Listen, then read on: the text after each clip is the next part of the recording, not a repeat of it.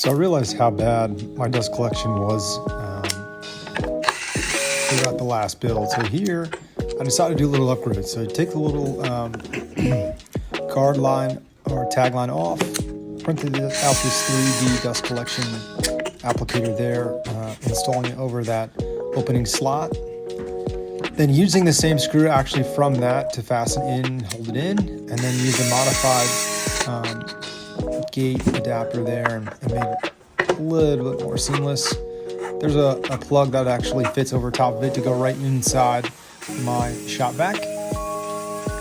Here's this final cut through to show the upgrades in action. So you can see the blade cutting there with no problems.